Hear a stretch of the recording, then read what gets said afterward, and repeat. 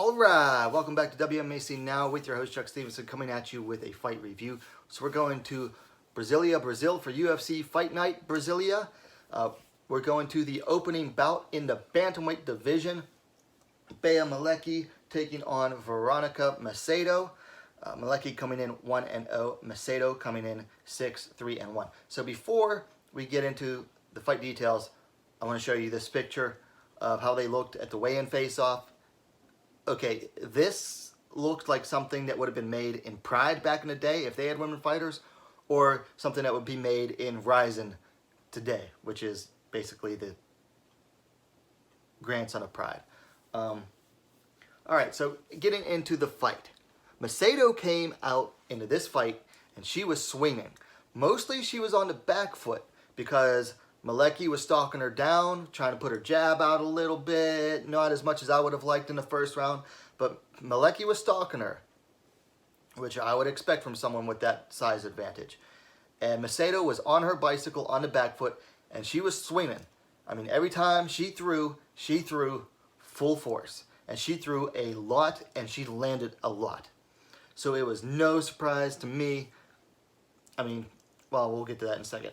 But I definitely had Macedo up after the first round. Here's the problem though. After that first round, Macedo had thrown herself out. She was exhausted. She was on the back foot, she was on a bicycle, and she was throwing everything but the kitchen sink at Malecki. And Malecki kept stalking her down. So when it was time to come out for the second round, Macedo was visibly tired. Malecki started to show a little bit better in the second round, and then showed even more in the third round. She was coming out, she was throwing more strikes. She was throwing with a higher volume. Macedo still trying to throw the everything, full force behind every strike, every punch, excuse me, every kick. Still trying to throw full force with everything, but she was exhausted. So she started throwing less, she started doing less, and she was still being put on the back foot. And Macedo in the second and third started getting desperate. She started going for desperation takedowns that she just could not get. Malecki would stuff them at one point in the second round.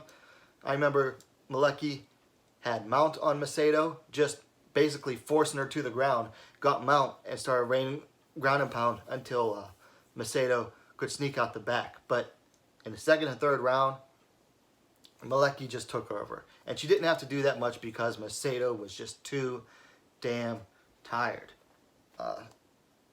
So it went to the judges' decision, and all three judges scored it 29-28 for the winner, Bea Malecki. I'm going to look up, I'm pretty sure they all gave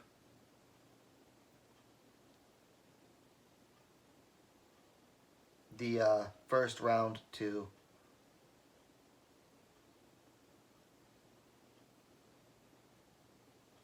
looks like they don't have all the cards up on MMA decisions. Sorry about that. But anyway, it was 29-28 all for Bea Malecki. Pretty sure all the judges gave the first round to Macedo, which I agree with, and then Malecki took over in the second and third. So congratulations to Bea Malecki. So things to work on for Malecki. She's one of the tallest, if not the tallest fighters in the bantamweight division. She needs to be throwing out that jab, pumping it out, keeping fighters outside the range. She's going to have a reach advantage over pretty much everybody. Also work on a push kick. That's another one, another weapon to keep people outside. She should be, an outside style fighter. But keep pumping out that jab. Watch old videos of Sergey Kovalev. That dude was a master of keeping fighters on the end of his jab, and he threw it out hard too. So work on the jab, work on the push kick. Grappling still needs work. As for Veronica Macedo, she does not belong in the bantamweight division. Okay? She was carrying extra weight in that fight. Had she not been carrying extra weight, unnecessary weight in that fight, she might not have tired out as badly as she did. Granted, she was still throwing everything when she was throwing. So probably still would have tired out, but not as bad after the first round. So Macedo needs to get her diet under control, get down to flyweight, honestly, she's short enough and she's not that thick.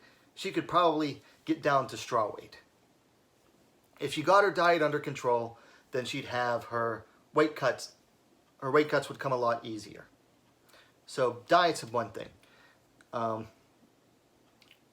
also thought, I don't know if she was trying to go for the finish, but you can't be throwing everything you have in the first round, even against a bigger opponent like that. The stick and move part, I liked. Fighting off the back foot looked good. She looked good in the first round, but you can't be throwing everything you have in one round. Otherwise, if you don't get that finish, you're done. So I liked that she was kept moving.